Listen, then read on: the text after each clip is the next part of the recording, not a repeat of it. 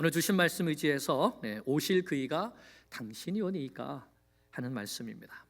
여러분, 예수님은 누구이십니까?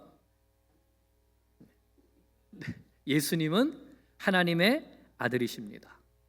예수님은 성령으로 잉태하셔서 사람 중에 유일하게 죄가 없으신 분이십니다.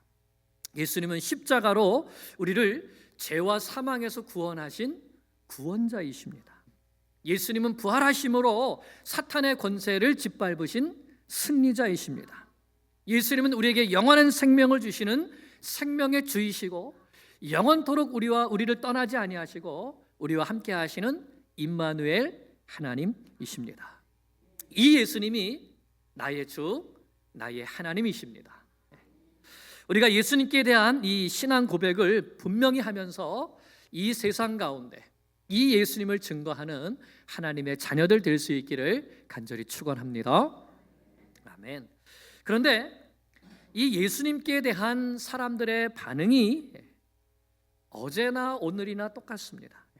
예수님을 환영하며 영접하는 사람들이 있고 예수님을 배척하고 미워하는 사람들이 있습니다. 요한복음 1장 12절 말씀과 같이 영접하는 자, 곧 예수님이 하나님의 아들이시고 우리를 죄에서 구원하신 구원자라는 사실을 믿는 사람은 하나님의 자녀가 되는 권세를 누린다고 말씀합니다. 그러나 그렇지 않은 사람은 어떻게 되죠? 요한복음 3장 36절 말씀과 같이 아들을 믿는 자에게는 영생이 있고 아들에게 순종하지 않는 자는 영생을 보지 못하고 도리어 하나님의 진노가 그 위에 머물러 있느니라 라고 했습니다. 믿는 자에게는 영생이 있지만 믿지 않는 자에게는 진노가 있다. 하나님의 심판이죠. 이렇게 예수님을 믿느냐 또는 믿지 않느냐에 따라서 영생이냐 아니면 심판이냐 이것이 결정되기 때문에 우리는 예수님께 대한 태도를 분명히 해야 하는 것입니다. 예수님께 대한 믿음을 분명히 해야 되는 것이죠. 반드시 예수님을 나의 구세주로 영접해야 되고 뿐만 아니라 이 복음을 이 세상 가운데 전파해야 하는 것입니다. 이것이 우리의 사명입니다. 오늘 본문 말씀에는 세례 요한이 나옵니다. 세례 요한. 예수님께서 공생애를 시작하실 즈음에 이 세례 요한은 요단강가에서 세례를 베풀었습니다. 회개하라고 외쳤던 사람이죠. 또 예수님께 세례를 베풀어서 예수님의 공생애 사역의 시작을 선포했던 사람이 세례 요한입니다. 뿐만 아니라 예수님께 자신의 제자들을 보내면서 그는 흥하여야 하겠고 나는 쇠하여야 하리라 했던 사람이 바로 이 세례 요한입니다. 그런데 그 후에 세례 요한에 대한 말씀이 없다가 오늘 말씀에 보면 2절을 보면 갑자기 이 요한이 감옥에 갇혀 있다는 말씀이 나옵니다. 요한이 왜 감옥에 갇혀 있을까요? 마태복음 14장에 보면 그 이유가 기록되어 있는데 세례 요한이 그 당시 왕이었던 이 헤롯 왕의 부도덕한 삶을 책망하기 때문에 감옥에 갇히게 되었습니다. 헤롯이 자기 동생인 빌립의 아내의 헤로디아를 자기 아내로 빼앗아서 자기 아내로 삼았기 때문인 것이죠. 그러자 세례 요한은 헤롯에게 당신이 그렇게 그 여인을 차지하는 것이 옳지 않다고 책망했습니다. 그 말을 듣고 화가 난 헤롯이 세례 요한을 잡아들여서 죽이려고 했습니다. 하지만 많은 사람들이 이 요한을 선지자로 생각하기 때문에 사람들의 눈을 두려워해서 죽이지는 못하고 감옥에 가둬두고 있었던 것입니다. 이렇게 불의한 사람이 세상을 다스리고 악인이 의인을 핍박하고 감옥에 가두는 이러한 시대, 이러한 시대적인 상황 가운데 오늘 마태복음 12장이 놓여 있는 것입니다. 그런데 이런 시대적인 상황 가운데에서 예수님은 무엇을 하고 계셨습니까? 네, 제가 물으면 절 보지 마시고 성경을 봐야지 답이 있다고. 자, 1절 말씀 보겠습니다. 1절 시작. 예수께서 12 제자에게 명하시기를 마치시고 이에 그들의 여러 동네에서 가르치시며 전도하시려고 거기를 떠나 가시니라. 아멘. 네. 예수님이 지금 무엇을 하고 계십니까? 그렇습니다. 네, 여러 동네로 다니시면서 복음 전파하시고 고치시고 이거 하시려고 가르치시려고 가신다는 것이죠. 우리는 기억합니다. 예수님께서 이 땅에 오신 세 가지, 이 땅에서 하신 세 가지 사역, 가르치는 사역, 복음을 전파하시는 사역, 고치시는 사역. 그 사역 하시면서 제자들에게 말씀하셨습니다. 추수할 것은 많되 일꾼이 부족하니 추수하는 주인에게 청하여 추수할 일꾼들을 보내주소서 하라. 일꾼들을 보내달라고 기도하라고 하셨죠. 이 추수는 어떤 추수입니까? 천국의 추수이죠. 영혼의 추수입니다. 그러면서 예수님은 12 제자를 부르셔서 사도라고 하시면서 그들에게 나가서 전파하라고 했습니다. 예수님이 말씀하신 그 말씀, 회개하라, 천국이 가까이 왔느니라 하는 복음을 전파하게 하신 것이죠. 이 사명을 감당할 때에 하나님께서 모든 필요를 채워주실 것을 약속해 주셨고, 뿐만 아니라 그럴 때에 받게 될 핍박에 대해서도 말씀해 주셨습니다. 그러나 몸은 죽이는 자들을 두려워하지 말고 영혼까지 멸하는 하나님을 두려워하라고 하시면서 박해받을 때에 성령께서 너희에게 너희 입에 할 말을 주시리라고 약속해 주셨죠. 그러면서 끝까지 예수님을 부인하지 말고 믿음을 지키라고 했습니다. 그러면 나도 너희를 부인하지 않겠다고 하셨죠. 그리고 마지막에 천국에서 받게 될 상급에 대해서도 말씀해 주셨습니다. 여기에서 우리가 무엇을 알 수 있습니까? 예수님은 이 세상 가운데 자신의 나라, 자신의 왕국을 세우는 데에는 관심이 없으셨다는 것입니다. 이 세상에 부조리가 있고 불의가 있고 부정부패가 있고 악한 사람이 나라를 다스리고 하는 이런 세상인데, 이러한 부조리와 불의를 뒤집어 엎고 정의롭고 공평한 나라를 이 세상 가운데 직접 만들어가는 일에는 관심이 없으셨다는 겁니다. 그 당시에 사람들이 가지고 있었던 메시아관이 있습니다.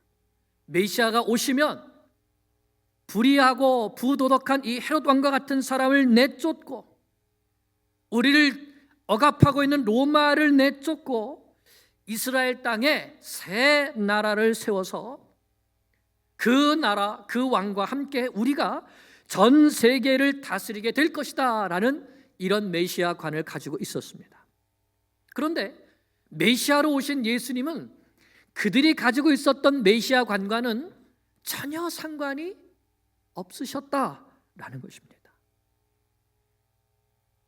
그리고 무엇을 하셨습니까?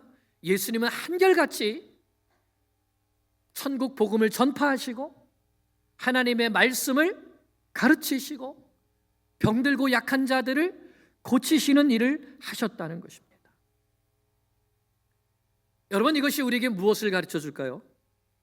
그것은 이 세상 나라는 변해갑니다.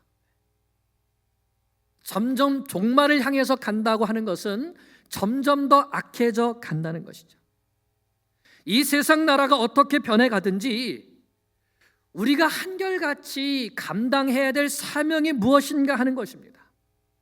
그것은 천국 복음을 전파하고 하나님의 말씀을 가르치며 가난한 자들에게, 병든 자들에게, 힘든 자들에게 도움이 되어주고 그들이 하나님 나라에 들어올 수 있도록 인도하는 것이란 사실인 것이죠.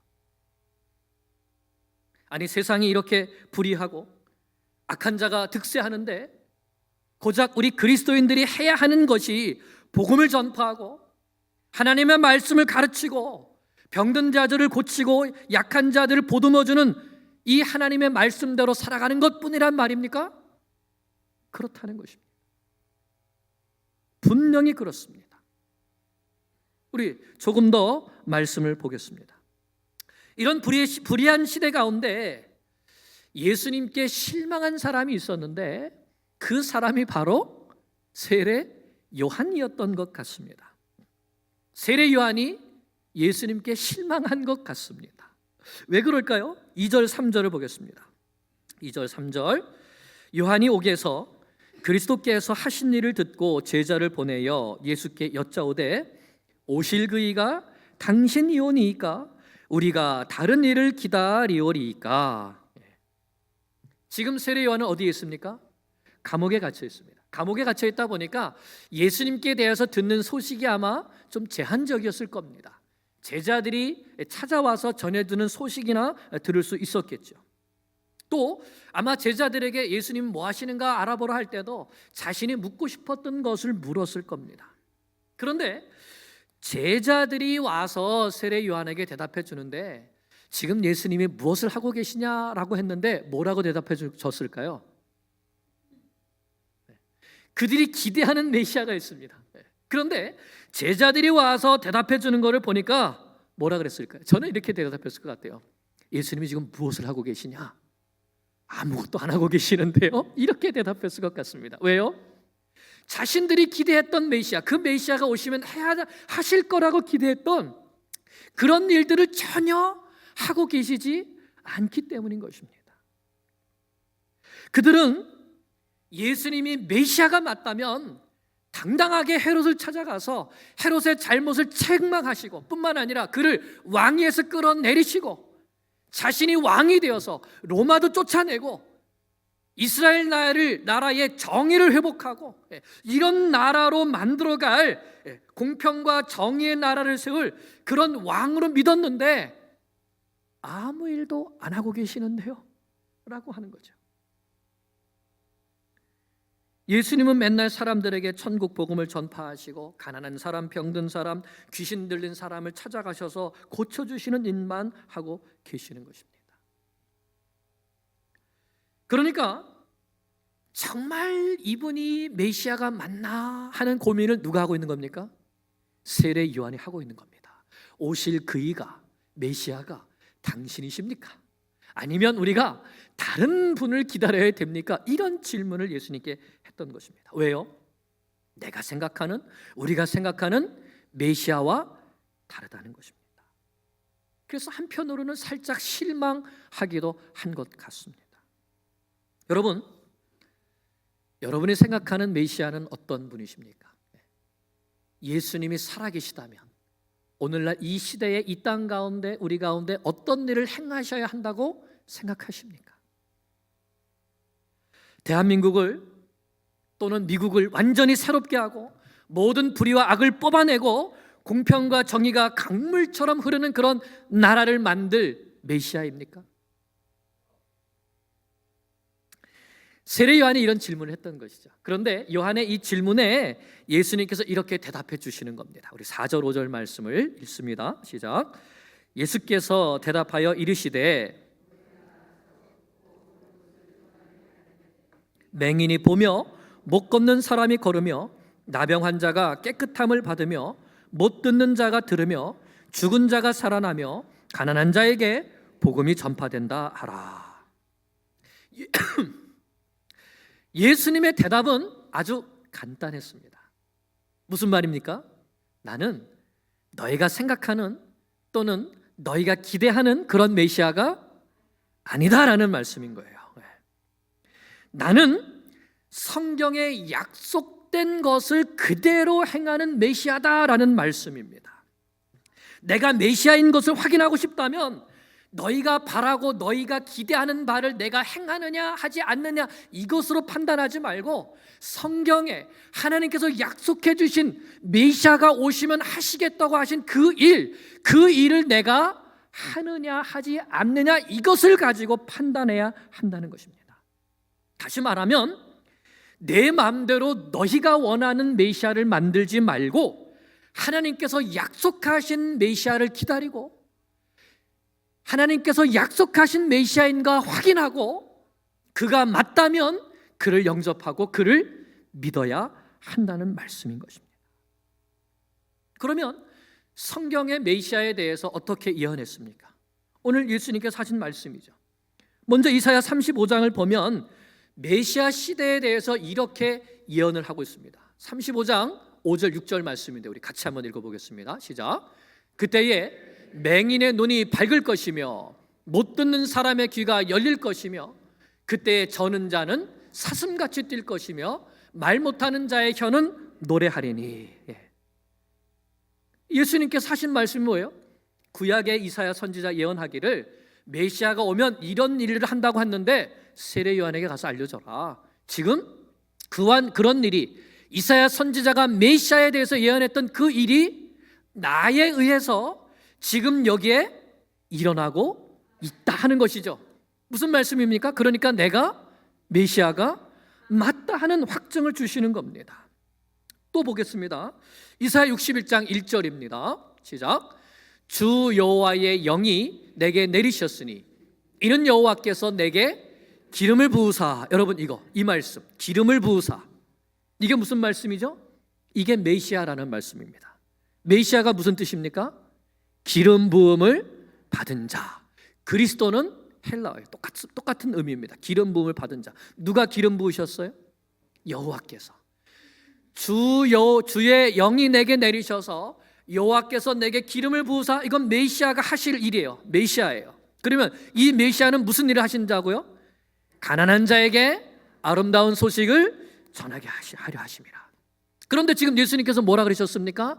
이렇게 병든 자들이 고쳐지고 뿐만 아니라 가난한 자들에게 복음이 전파된다. 그러니까 내가 누구다? 내가 바로 여호와의 영으로 기름 부음을 받은 메시아다라는 말씀을 주신 겁니다. 이 말씀은, 이 이사야서 61장 말씀은 예수님께서 공생의 사역 초기에 나사렛 회당, 자기 고향에 찾아가셔서 하셨던 말씀입니다. 이사야의 글을 딱 찾아서 읽으시면서 뭐라 그러셨습니까? 이 글을 읽으시고 오늘 이 말씀이 너희 귀에 응하여졌다. 무슨 말씀이에요? 내가 메시아다. 이제 내가 메시아의 사역을 하기 위해서 이 땅에 왔다고 선포하신 말씀이었습니다. 그런데 그 말씀을 들은 나사렛 사람들이 어떻게 했습니까? 예수님을 끌고 가서 낭떠러지로 끌고 가서 예수님을 밀쳐서 떨어뜨려 죽이려고 했지요. 내가 아는데, 누구의 아들이고 누구 자식인지 내가 아는데, 누구 형제인지 다 아는데 자기가 무슨 메시아야. 누구 생각이에요? 자기 생각이었던 겁니다. 오늘 세례 요한에게도 예수님이 분명하게, 또 세례 요한의 이 질문을 듣고 있는 사람들에게 분명하게 말씀하신 겁니다. 너희가 생각하는 메시아가 아니라 성경에서 말씀하신 그 메시아가 누구인지 잘 보고 내가 그 메시아의 사역을 한다면 내가 메시아이신 걸 알고 믿으라 하는 말씀을 주신 것입니다. 내가 메시아가 맞다.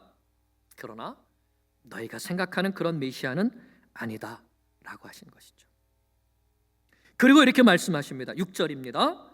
누구든지 나로 말미암아 실족하지 아니하는 자는 복이 있도다 하시니라.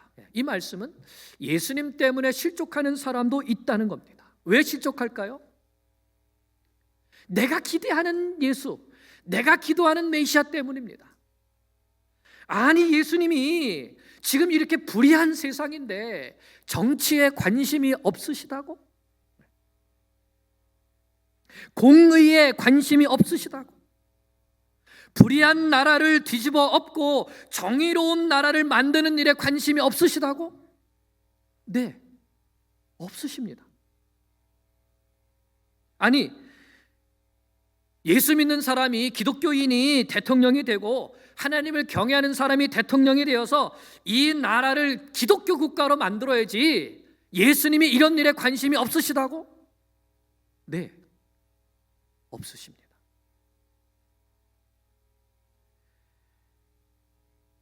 왜 예수님이 이런 일에 관심이 없으실까요? 인간의 나라는 누가 왕이 되든지 그 부패한 본성을 따라서 조직적으로 더 큰 죄를 지을 수밖에 없습니다. 그것이 인간의 본성입니다. 예전에 한국에 그랬죠. 예수 믿는 누가 대통령이 되니까 이제는 좀. 그런데 그런 일은 일어나지 않습니다. 왜요? 모든 사람은 죄인이기 때문에 그렇습니다. 예수님은 그런 나라를 세우는 데 관심이 없습니다. 예수님은 오직 한 나라에만 관심이 있으십니다. 어떤 나라입니까? 그렇습니다. 하나님 나라입니다. 이 나라는 이 세상에 속한 나라가 아닙니다. 예수님을 구주로 모시고 예수님을 왕으로 섬기는 사람들의 마음속에 세워지는 나라입니다. 예수님의 말씀의 통치를 받으며 하나님의 영광을 위해 살아가는 백성들의 나라이죠. 그 나라의 왕이 바로 예수님이십니다. 예수님께서 대제사장들이 예수님을 십자가에 못 박아 죽이려고 빌라도에게 고발할 때 이렇게 말합니다. 이 예수가 이 땅에 자기 나라를 세우려고 한다 고발했습니다. 빌라도가 예수님께 물었죠. 저들이 하는 말이 사실이냐? 그때 예수님께서 뭐라고 말씀하셨습니까? 요한복음 18장 36절을 보면 내 나라는 이 세상에 속한 것이 아니다. 내가 무슨 로마와 같은 그런 이 세상에 어떤 국가를 세우려고 이 땅에 온 것이 아니다라는 거예요. 내가 만약에 그렇게 하려고 했으면 12영이나 되는 더 이 천군 천사들을 보내서 단번에 내가 그렇게 할 수 있는데 내 나라는 그런 나라가 아니라라고 말씀한 겁니다. 나는 이 세상에 기독교 국가를 세우러 온 것이 아니다라는 겁니다. 그런데 이것을 깨닫지 못하고 메시아가 오셔서 정치적인 새 나라를 세울 거라고 생각하면 어떻게 된다고요? 실족하게 된다고요. 아니 예수 믿는 사람이 대통령이 됐는데 이거 이렇게밖에 안 되는 거야? 아니 우리가 이렇게 기도해서 이 나라를 새롭게 하려고 했는데 이것밖에 안 된다는 거야? 실족하게 된다는 것이죠. 왜요? 예수님이 말씀하신 나라, 예수님이 세우시는 나라는 이 세상에 속한 나라가 아니기 때문에.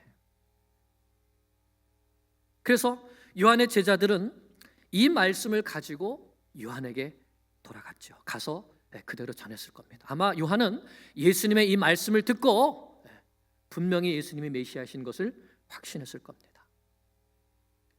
그러나 사람들은 또 이 말씀을 듣고 아니 세례 요한이 예수님이 메시아인 것을 의심한단 말이야? 이렇게 할 수도 있겠죠. 이 다음 말씀이 이제 예수님께서 요한에 대해서 말씀해 주시는 거예요. 너희가 무엇을 보려고 광야에 나갔더냐? 흔들리는 갈대냐? 흔들리는 갈대는 뭐죠? 무엇을 흔들립니까? 바람에 흔들립니다. 세상 풍조에 따라서 사람들이 원하는 것을 하면 메시아이고 그렇지 않으면 메시아가 아니고 이런 말을 들으려고 갔더냐? 아니면 너희가 부드러운 옷을 입은 사람을 보려고 갔더냐?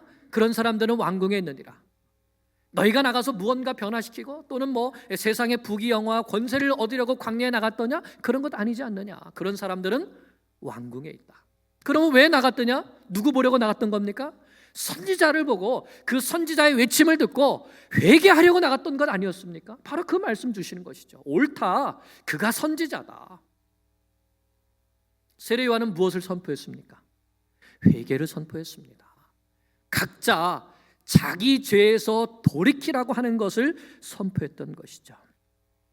그러니까 이런 세례 요한을 무시하면 안 된다. 그는 그에게 맡겨진 사명이 있는 것이다. 그래서 이어지는 말씀에서 세례 요한이 누구이고 그의 역할이 무엇인가를 분명히 말씀해 주시는데 첫째로 세례 요한은 누구냐? 그는 선지자다. 아니 선지자보다 더 나은 자, 선지자 중에 큰 자다 이렇게 말씀하고 있습니다. 왜냐하면 그는 말라기 선지자를 통해 예언하신 말씀을 성취한 선지자이기 때문입니다.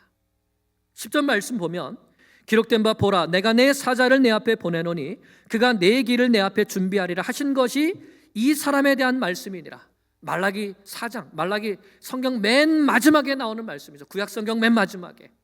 앞으로 이제 엘리야가 다시 와서 주님의 오실 길을 예비할 것이다, 메시아의 오실 길을 예비할 것이다 했는데 그 사람이 바로 이 세례 요한이었다. 그러니까 이 요한은 구약의 마지막 선지자이며 메시아의 바로 앞에 길을 예비한 선지자이니까 그는 선지자 중에 선지자다 말씀하신 겁니다. 13절 14절입니다.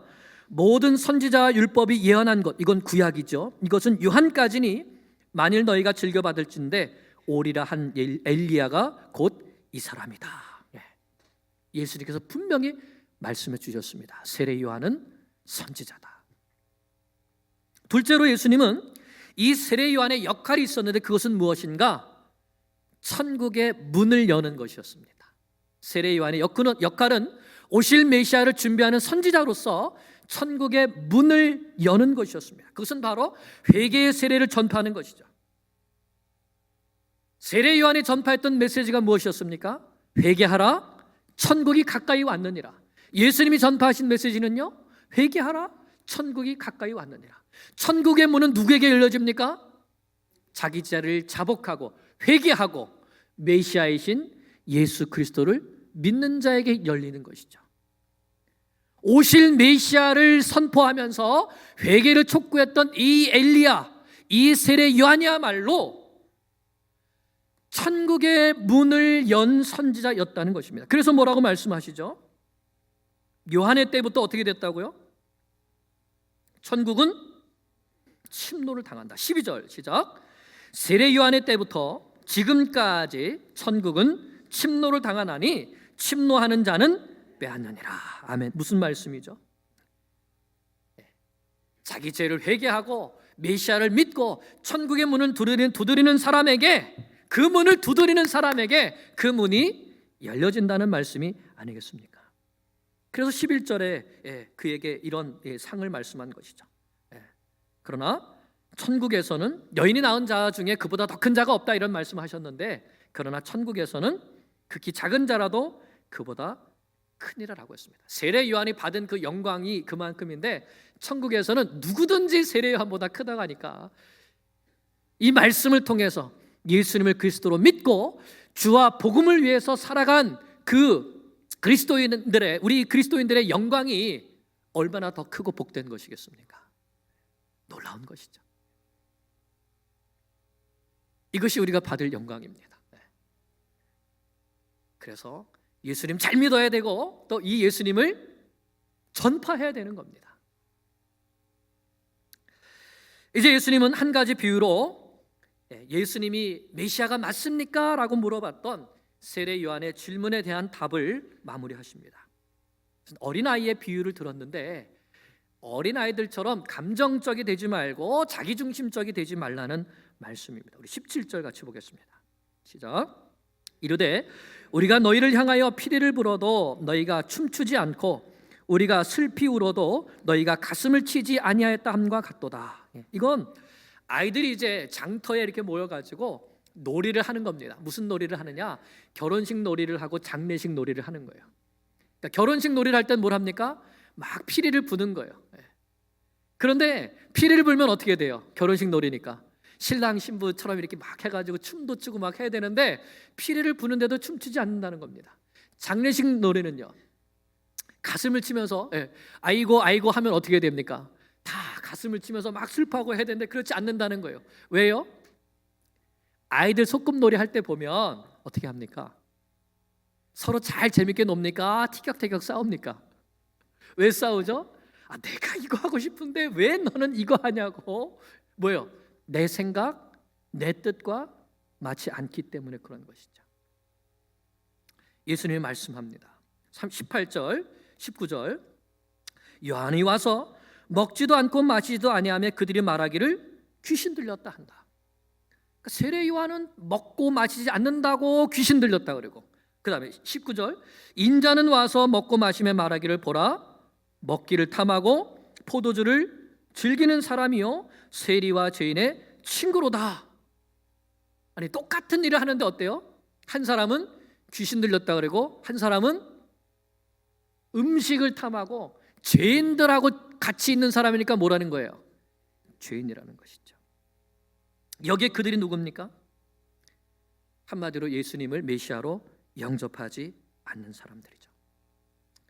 자기 입맛대로, 자기 생각대로 자신들의 메시아상을 그려놓고 자기들의 나라를 세우려는 사람들입니다. 그러나 예수님이 분명히 말씀하셨습니다. 내가 온 것은 무엇 때문에 오셨다고요? 죄인을 회개하여서 하나님 나라에 들어가게 하려고 오셨다고 말씀하셨습니다. 천국 복음을 전파하여 죄와 사망에 빠진 영혼들이 회개하고 나를 메시아로 믿고 하나님 나라에 들어가게 하게 하시려고 오신 것입니다. 이분이 메시아입니다. 이제 내일 모레 화요일에 미국의 대통령을 뽑는 아주 중요한 선거가 있습니다. 우리 그리스도인들은 이 선거를 어떻게 치러야 될까요? 우선 어떤 사람이 대통령이 되면 미국이 기독교 국가가 될 거다. 자, 이건 오해이죠. 오해입니다. 그런 일은 일어나지 않습니다. 또는 하나님의 주권에 대해서 우리가 오해하고 있는 것입니다. 우리가 노력한다고 해서 하나님의 주권적인 통치가 한 자라도 늘어나거나 또는 노력하지 않는다고 해서 한 자라도 줄어들거나 하는 것이 아니죠. 다른 말로 하면 누가 대통령이 되든지 하나님이 왕이십니다. 하나님이 왕이십니다. 하나님이 미국의 왕이실 뿐만 아니라 온 세계 모든 나라 열방을 통치하시는 왕이십니다. 우리 그리스도인들은 이 변하지 않는 굳건한 진리를 붙들어야 되는 것이죠. 하지만 투표는 해야 될까요? 말아야 될까요? 하나님이 왕이시니까 우리는 그럼 가만히 있으면 됩니까? 아니요. 투표는 해야 됩니다. 누구에게 해야 될까요? 분명한 것은 우리 그리스도인들은 예수님을 닮은 의로움을 선택해야 한다는 것입니다. 의를 선택하는 겁니다. 우리의 책임은 미국을 또는 대한민국을 기독교 국가로 만드는 것이 아니라 우리가 살고 있는 이 나라가, 우리에게 주권이 주어진 이 나라가 조금이라도 더 하나님의 의를 담고 조금이라도 더 하나님의 의를 드러낼 수 있도록 모든 국민에게 주어진 그 한 표의 투표권을 행사하는 것입니다. 그것은 미국에 있는 기독교인들이 하나님을 자유롭게 예배하고 하나님의 말씀대로 살아갈 수 있는 자유를 가지고 있는 나라가 지속될 수 있도록 노력하는 것입니다. 또한 미국 땅에서 자유롭게 복음을 전파할 수 있는 그 자유를 가질 수 있도록 힘쓰는 것이 되어야 하는 것이죠. 우리가 투표한 결과가 내가 원하는 결과가 되지 않을 수도 있습니다. 그러나 그렇다고 하나님의 나라가 쇠하거나 망하지 않습니다. 하나님은 하나님의 뜻을 여전히 이루어 가시는 것이죠. 아무리 어그러진 세상, 어지러운 세상이라 할지라도 오직 의인은 믿음으로 말미암아 살리라 하셨습니다. 그러므로 우리가 투표에 임할 때에 이것을 생각하시면 좋겠습니다. 이번 대선이 우리 그리스도인들의 신앙의 자유에 어떠한 영향을 미칠 것인가? 누가 더 우리 그리스도인들의 신앙의 자유를 제한하지 않을 것인가? 누가 더 성경적인 가정의 가치, 성경적인 결혼의 가치를 지킬 것인가? 누가 더 성경적인 생명의 가치를 훼손하지 않을 것인가? 누가 더 이 땅 가운데 조금이라도 하나님 나라의 의를 실현해낼 수 있을 것인가? 그리고 그 사람에게 투표하는 것이 우리 그리스도인의 책임입니다.